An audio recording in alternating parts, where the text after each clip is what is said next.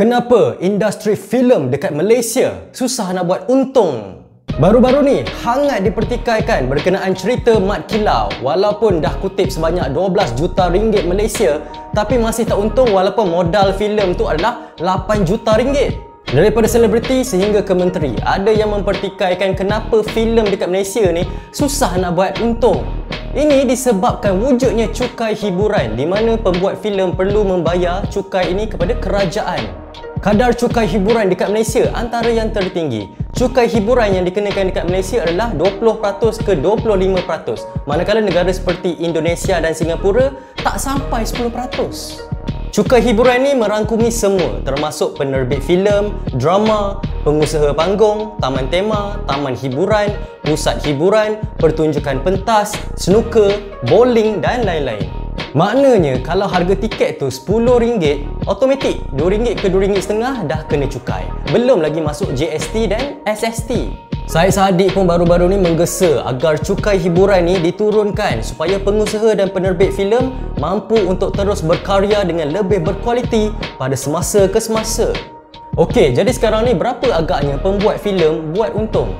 Okey, lepas kita dah clear berkenaan wujudnya cukai hiburan, barulah senang sikit kita nak faham.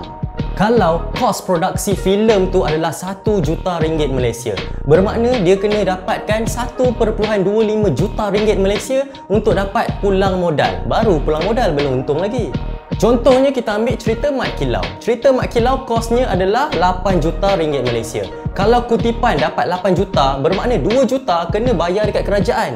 Hal ini bermakna kena dapatkan 10 juta kutipan baru balik modal. Tapi bukan faktor tu je kita kena kira. Ada banyak lagi sebab kenapa kena dapatkan kutipan yang lebih tinggi baru boleh kira untung. Antara faktor lain adalah keuntungan tiket tu perlu dibahagikan antara penerbit dan panggung wayang. Panggung wayang pun nak kena bayar duit juga. Jadi kat sini dah ada pengagihan antara penerbit filem dan panggung wayang. Yelah, panggung wayang dah tayangkan cerita, tak akan free-free je kan. Biasanya diorang akan agihkan 50-50, separuh-separuh antara penerbit filem dan juga panggung wayang. Tapi ada juga cara lain, ikut atas perjanjian lah juga. Pawagam akan ambil dulu amount kutipan sampai capai kadar persetujuan sebelum jumlah kutipan dibahagi oleh penerbit dan panggung wayang. Tapi ada juga cara di mana penerbit keluar dulu duit bagi dekat panggung wayang. Lepas dah cukup, barulah panggung wayang bagi balik dekat penerbit. Tapi banyak je cara-cara lain pengagihan antara penerbit dan pawagam ni. Tapi ni antara yang selalu digunakan lah.